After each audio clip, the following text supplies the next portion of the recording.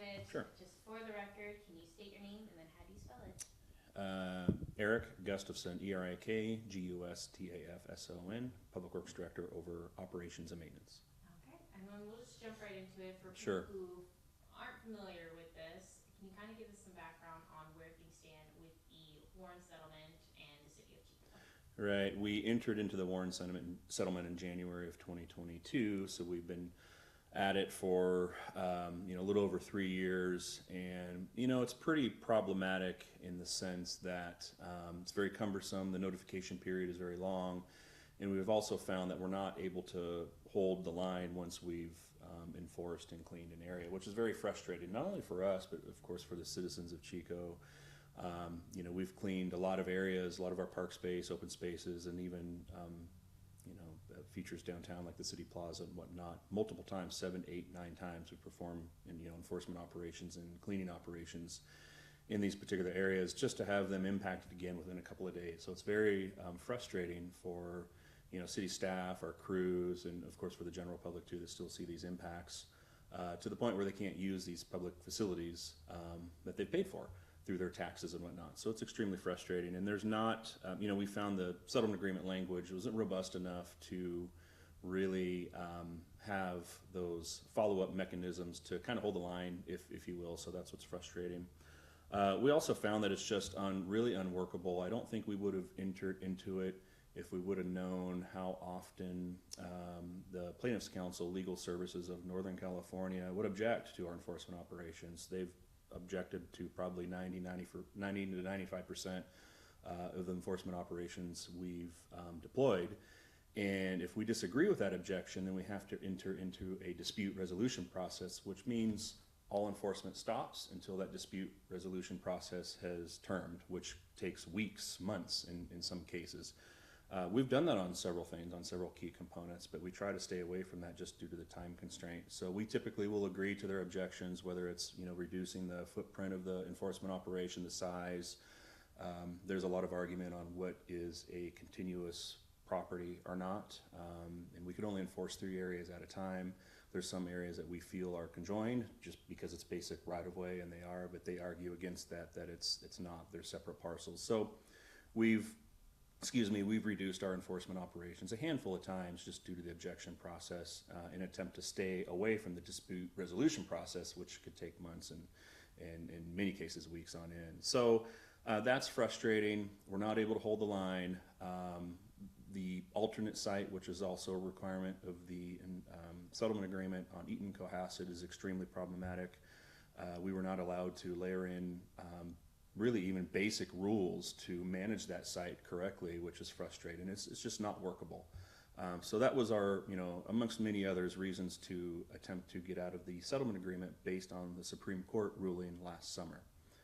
Unfortunately, we learned late March that Judge Dale Droids, am I saying that correctly? Droids, and so you could edit this out. Let me look at that real quick. Am I saying that right? Droids, Dale Droids. So I'll start over in that sense, on that part. So we learned end of March that the 9th District Judge Dale Droids, who was hearing our motion to get out of the settlement agreement, denied our motion. So we received an order end of January basically saying, we agreed to the settlement agreement requirements at the time. They were okay for us then, back in 2022. They should be okay for us now. We need to see it through. And then we weren't able to prove otherwise that the settlement agreement was unworkable for us. So that's unfortunate. It's unfortunate news to hear. But at the end of the day, it is what it is, and we'll move forward. We have just 1 year and 8 months left of the settlement agreement, and we'll continue to do what we do. It is basically a rinse and repeat situation. Like I said, we've cleaned, Depot Park, Tykard, Bidwell Park, the Plaza, Lindo Channel, Big Chico Creek, Little Chico Creek, all of these areas multiple times, only for them to get impacted again soon after. We have instances where we establish an enforcement operation and folks just simply move 30 to 50 yards outside of that enforcement operation and then come right back in when we're done. So again, those are frustrating points, but we'll continue to do what we do, knock it out one bite at a time, and keep public spaces as safe, as clean as we possibly can within the terms of the settlement agreement. And again, we're only, we have a year and 8 months to go. And then once the settlement agreement terms, and we intend to go back to our normal, enforcing our normal anti-camping ordinances, which basically gives us a 72-hour notification requirement. Okay, and then the original way of the original ordinance enforcement, the 72-hour notice, was there anything more to it where if they came back after a day or 2 days, they would still be removed, anything like that? Yeah, there's no time stamp where we could hold the line on that instance as well, but the notification period is much shorter. So, if people were to come back to a certain area, then we would just issue another 72-hour notification, which is a lot shorter than the 17 days that we're required now through the settlement agreement. So that would likely, disrupt folks a lot more and prevent them from getting established in a certain area or public space. Okay. And sorry, go ahead. I was just going to say the unfortunate thing now is, we're doing our best to get people into a better living situation, and it's always frustrating that Legal Services of Northern California objects to a lot of these enforcement operations due to, the size or the alleged size or the alleged amount of people. And really, an enforcement operation is the way for us to get people into a better living situation, into the shelter resources that we're offering them through the outreach and engagement process. And when we perform an enforcement operation, our outreach and engagement team members are conducting individual assessments and placing those individuals in, shelter resources that we have. And by preventing that from happening, we're just allowing these folks to stay in really unlivable conditions longer. And that's just also frustrating and unfortunate. We are dealing with a group of folks, unfortunately, out there that are service resistant, and that's who you really see. I mean, we've performed almost 700 individual assessments at any given day. Genesis, the Palace Shelter, is housing 200 people, 100 dogs. The Torres Shelter typically has 100 people per night in it, so we're housing a lot of people, and the system works. I mean, there's a lot of folks that are transitioning out from Genesis and the Torres Shelter into a more permanent housing situation, which is great to hear. So there's movement in the right direction, and that system works. Unfortunately, we're just dealing with folks that you still see out there that are really service resistant and are refusing sheltering services. They maneuver from, as soon as they see our outreach engagement team or the police department's target team approach, they move away, and then once we're done cleaning a certain area, they will just come right back in. So they're avoiding the outreach and engagement process and the enforcement operation, and just simply choosing to live in those public spaces and degrade them, vandalize, and so on and so forth, which is also very frustrating and really taxing on our crews. We have parks to maintain, trees to trim, sidewalks to fix, and roads to pave. And we really want to keep our crews focused on those core functions, but unfortunately we have to pull them off often to clean up and deal with vandalism issues that are commonly taking place. Okay. And then I know you mentioned a group that is service resistant, Mm-hmm. but I know we've spoken to people who said that they've been kicked out of the shelters and they're not welcome back due to rule violations or Correct. anything like that. Yeah. Is there anything that the city can do to work with those individuals who maybe might want to go back to shelters but Yep. have been denied access? It's common, and there have been folks that are departed for behavioral issues, certain rule violations. Again, the rules that we've only been allowed to enforce at Genesis are very minimal, and that's spelled out. We argued heavily against that through negotiations with the judge and entering into the settlement agreement, but we were limited on what type of rules we could put in place. I mean, we're talking simple rules, a curfew, no outside visitors overnight, that type of thing. Rules that would be reasonable to, to properly run a sheltering facility. And listening to the experts that do it every day, some of those rules that they recommended, unfortunately, we just weren't able to implement. So I will say the rules that are in place are very minimal, and if you are violating those rules, it means you're really acting outside of the way you should be acting. And so Genesis in particular is extremely lenient on violations. There's a big warning process. You basically get 4 warnings. Depending on the degree of violation, in many cases, the 4th or 5th finally is kind of you're being departed type of situation. Depending, as long as the departure reasoning isn't super egregious, there is opportunities to return within 30 days or within 60 days. So there have been many opportunities for folks to re-enter the Genesis shelter and the Torres shelter as well. Okay. And then circling back to the motion to leave the Warren settlement, now that the judge has denied it, is there anything that the city is doing to try to appeal it or go to a higher court of justice, whether it be the Supreme Court, anything like that, to appeal it? Yeah, I'm not sure. City council's discussing that with our city attorney's office in closed session, and I'm not sure if there's an intent to take it to a higher court. Some of our options are being reviewed at this time, but I think at this point, at a staffing level, we're just going to continue to do our jobs. We're going to continue to identify areas that need to be enforced, conduct those enforcement and cleanup operations, try to find a better living situation for those individuals that are there. Hopefully they'll take us up on the offer, clean those areas, and then move on to the next. And of course, we understand we're going to be right back to some of those areas, in several weeks, which is again frustrating. But we're in it for a year and 8 months, and we'll just continue to do that to keep public spaces as clean and safe as we possibly can.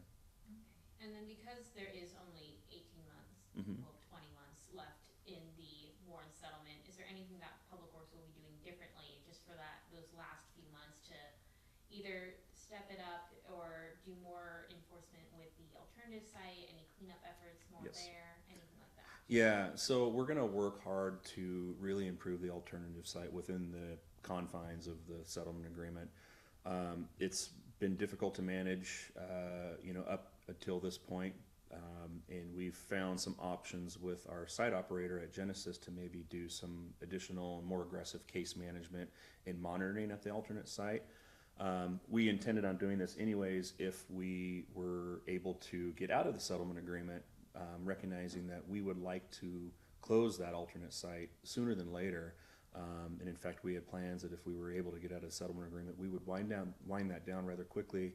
And that's basically due to it's really not an option for folks out there. They're terrible living conditions, not a whole lot of rules. People impact it from all over. There's been about 40 folks that have been approved for the alternate site through the individual assessment process. Right now, 23 of those 40 are actually there, but we commonly see impacts, of people staying the night, just because they feel it's like an open campsite. So we find people from out of the area, which is frustrating. It's very difficult to manage. And it's really not a long-term solution for anybody to live in those types of conditions. So we had intended to wind that operation down, which also meant, we needed to find some alternatives for these folks. And so that's why we had always intended to really increase and get aggressive with case management out there to try to find them a more stable living situation. And we're going to continue to do that regardless, just recognizing that we do only have a year and 8 months left. And we hope to wind down that operation, as we maneuver through the settlement agreement, but still we have to keep it open until the term of the settlement agreement. Neighboring folks in that area, La Dulce Piazza, the little shopping center across the street, tenants have endured just severe impacts, vandalism, theft, that type of thing, from day one. We do our best to manage that. We have surveillance cameras on site, so there's not somebody that's technically glued to those 24/7. So we are kind of reactionary if something happens and we're able to track it, go back, look at the video, and try to find somebody that we could prosecute or at least hold accountable for their actions. But it is difficult to manage. So long story short, we do hope to improve operations at the alternate site by having our site operator, the Jesus Center, do some more aggressive case management there and really monitoring and try to infiltrate some of our rules that are working quite well. Again, a low threshold of rules, but rules that are working quite well at the Genesis, to try to integrate those somewhat at the alternate site, just to make it safer and more livable for those that are allowed to be there. We get complaints, not only from neighboring folks, but also from folks that are allowed to be there, that the troublemakers are the ones that are unauthorized to be there and that are coming in overnight. They're causing a lot of trouble, a lot of impacts for those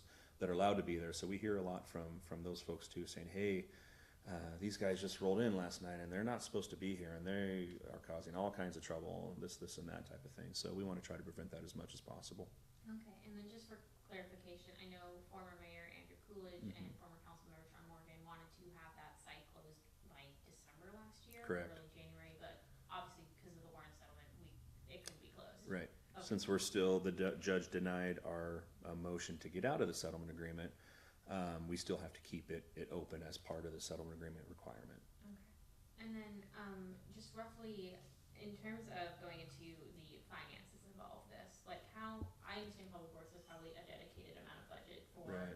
picking up, homeless camp clear outs and all that, but since entering the Warren settlement, has that kind of had to change where more money is going into these camp clear outs and the management of the alternative site versus if Public Works wasn't, the city wasn't in the Warren settlement? Well, we've offset that quite a bit. I mean, early on in the settlement agreement, we were clearing extremely large encampment cleanouts. I mean, they were little cities, if you will. I'm sure folks remember what Depot Park looked like, what Tyker Ponds looked like, what Comanche Creek looked like. I mean, they were little cities, you know, third world living situations, if not worse. I mean, there was folks there that were living on 4 or 5 feet of trash, like landfill level trash, which is sad to see, very unfortunate.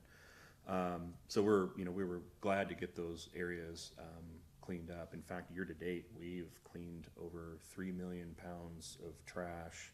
I think that's close to 1,700 tons out of our public spaces and our park spaces. So we've cleaned a lot of areas and removed a lot of trash and hazardous debris and really improved the environment and tried to stop the environment degradation that was taking place in those locations. But back to the budget question, we had a large increase in costs as far as public work goes for those cleanups because they were big cleanup areas. Lower costs of course we had to start up the pallet shelter, build it, and then contract with our site operator, so there was a lot of startup costs, of course, but as far as operating costs for occupants, it's a little lower at first as our cleanup costs were high. Now that there's a lot of people that are in that shelter spot and the cleanups are smaller, that cost that balance is offset slightly, or quite a bit, excuse me. So yeah, we budget a little over $4 million a year to run Genesis, but Genesis continues to run as efficiently as possible. They come in under budget and have really done a great job at cutting costs. We've made improvements. We used to have a contract shower provider and laundry service provider, which did a great job, but in an attempt to really cut costs, we insourced those functions. We purchased a laundry trailer. We purchased some shower units from Pallet Shelter that makes the actual pallet shelters that are on site. They have a shower and bathroom system available as well, so we purchased a few of those, and we have those services internalized. And there's folks that have, if you will, kind of maneuvered out of the pallet shelter that have come back to work in those facilities, so that's really great to see. Those are jobs that they're holding and they're doing quite well. But we're saving, between $250,000 and $300,000 a year on by insourcing those functions. So every corner we turn, we do what we can to cut costs, and we have a great working relationship with our site operator out there at the Jesus Center. They do an excellent job. So we're running, our costs are coming in to operate that site less than $4 million a year, but that's what we have budgeted. And then with all the staffing time it takes, the police department's target team, the outreach and engagement staff, the public works crews that stop what they're doing in their normal public works operations and maintenance divisions to focus on encampment cleanup for a day, to capturing all those costs. We estimate about, in total, we're about $7 million a year for this effort. Okay, wow. And then in a public works perspective, since entering the Warren settlement, has any other services that you provide kind of there's been a lack in those services with tree trimming, road repairs due to the efforts that need to be put into the Warren settlement with camp clear outs, managing the vandalism, the trash debris, anything like that? Of course, yeah, there's a lot of opportunity costs there, right, that we're experiencing because we basically stop what we're doing. So roads aren't getting fixed, potholes aren't getting filled, trees aren't getting trimmed, parks aren't being maintained. All of that stuff there are effects when our folks aren't maintaining those areas of need and then focusing on homeless encampment cleanup for several days. So yeah, there are impacts, and there's areas that are suffering from that, but we get right back to it as quickly as we can, and we've accepted that this is part of our job now, and our hats off to the men and women of the Public Works Operations and Maintenance Department. They have a high morale. They get in and get the stuff done. They get these areas cleaned up rather quickly. We use mechanized equipment as much as possible just to try to, make it as safe as possible and reduce the amount of stuff or amount of human contact with actually physically having to pick things up. So we find efficiencies in safety practices as much as we can. Our operations have really evolved, if you will, to become as safe as possible in homeless encampment cleanup operations. But yeah, I'm so proud of again, the men and women of Public Works Operations and Maintenance for the hard work that they do, and they get in and clean these areas up quickly. They're removing hazardous material, hypodermic needles, batteries, human waste, animal waste, all kinds of crazy stuff that they find in these encampments. We do what we can to sort it. So there's recycling that takes place too. Scrap iron and things like that are sorted as much as we possibly can. We dispose of the hazardous waste accordingly. There's used oil and propane and all kinds of things that we retrieve from these encampments that really have a negative impact on the environment. Our folks grab that stuff, organize it, sort it, dispose of it appropriately. And then, would you like any water in this moment or anything like that? No, I'm great. Okay, cool. Just double checking. I know Thank I you. have you chatting quite a bit.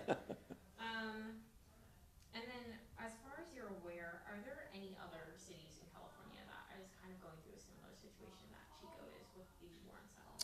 Well, every city in California, especially, as I think California, due to geography and weather, at any given time have, I think, between 25 and 35% of the nation's homeless. Don't quote me on that number. It's just an estimate at this time, but I know one time it was estimated at 20%.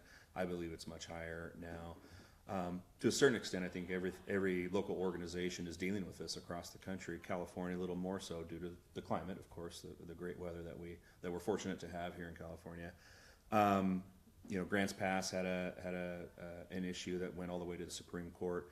I think we're one of the few that actually are locked into a settlement agreement that has pretty strict requirements that we have to abide by.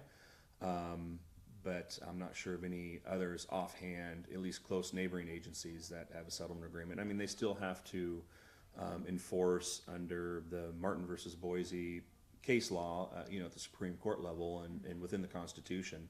But as long as there's shelter beds available, most agencies can continue to enforce and clean their public spaces.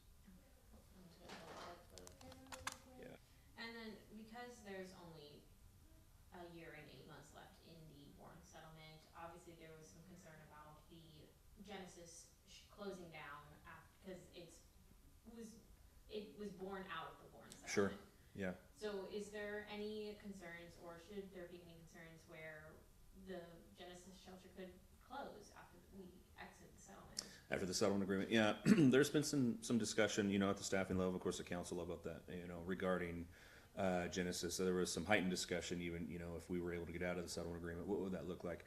I don't think you'll see a closure. I think there'll always be a need for some of those sheltering services. What might happen is maybe a scaled down version. Right now we have 177 units, 354 beds available. It's large.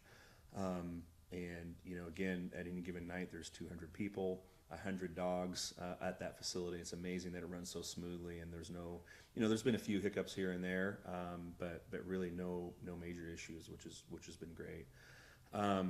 Yeah, I think, and again, this is just me, thinking strategically about it. I'm sure there'll always be a need. There'll probably be a scaled down version, whether we shave a third of that off a little bit to make it a little bit more manageable, a little bit more affordable, is something that you could probably see or count on in the future. And then going into the sorry, one moment. It was about the alternative site. Now I can't recall it.